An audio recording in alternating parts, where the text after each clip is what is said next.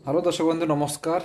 मु आशुतोष। आज मोर ब्रेकफास्ट प्राय सबू कले संडे मोर गोटे दिन एमती खाए 4टा कदली आउ किछि महू आ पोलेन आउ अधा लिटर क्षीर। ये पूरा गोटे दिन मोर खाद्य।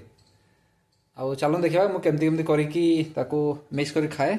आपन थरे ट्राए करंतु। आपन मो पाखर महू आउ हनी थरे नहीं यूज करंतु। देखिए आपन केमती पूरा दिन सारा आपन को केमती एक्टिव रहबो, एक्टिवनेस रहबो बॉडी रे। चलो तो स्टार्ट करिया अभी केमती कोन बनाउची आपन देखिबे। आउ चलला कदली फास्ट काट दोची। काटी सारला परे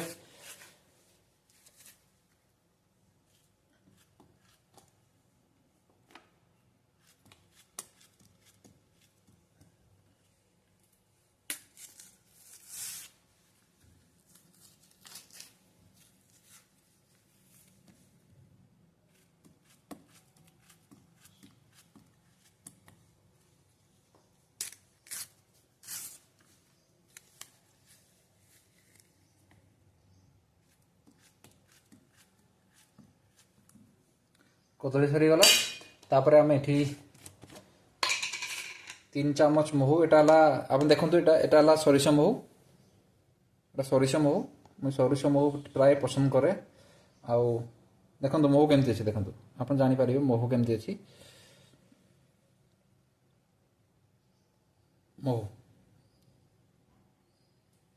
महू सरला 2 चामच पाखा 3 चामच में दिए 2 ରୁ 3 चामच दिए अधिका दिएनी। आउ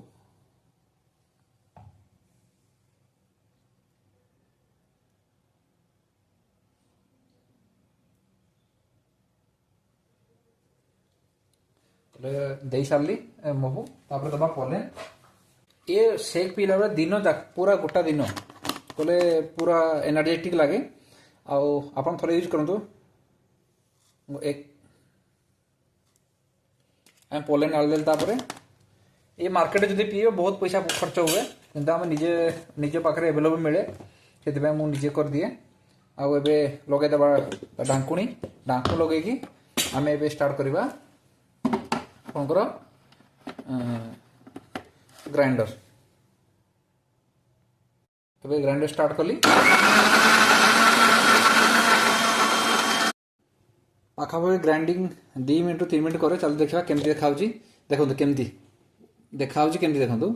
तापर आम पुणी ताकू स्टार्ट करदे पीवाई। चलते खोलिया खोला कले ग्राइंडर बाहर कर दिगला। ब्राइट कलर स्विच खोलदबा। स्विच खोलिकी रखीदे तापर आम चलते जावा पीवा ढाड़ी पीवा। कम देखा देखो आप आम दिन जगार एतकी पूरा मुझे एका साथ पीदेवी दिन सारा पानी पीबार अच्छे किसी कर ना। मोर संडे सबुदिन कले बी पोलेन एंड कदली शेक तो आ महू एड थाए मीठा पाई। मुझे दिन सारा खाएनी।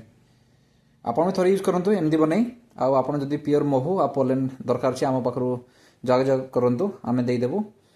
आप भल रेट्रे आउ शुद्ध जिनस आप मिल आप एमती करी संडे आपण पिंतु ना सबुदिन कर पिंतु। आपण बॉडी को न्यूट्रिएंट्स भरपूर करदेव ये पोलेन कदली आ महूर शेक। आउ जदि एमती भी शेक पीबार अच्छे केवे आपण देवगढ़ को बुले आछंती बड़म बस स्टैंड रे आपण पल्लवी टेलर्स बोली जने भौणी देउछंती। आ चा भी मिले। से गरीब किंतु बहुत भल मनीष से आप थे बड़म बस स्टैंड ट्राए करूँ। बी पोलेन कहे जे बी पोलेन शेक पीबार अच्छी कदली शेक पीबार अच्छी तो सी आपको बनईकी देवे। एठी किछि आमे गले नेचुराली जिनस सब पकईचु किंतु कैंसी कले बाहर जिनस किसी पकईनु आमे केमिकाली किछि जिनस पकईनु। आप थे यूज करूँ आउ सुस्थ रुहतु।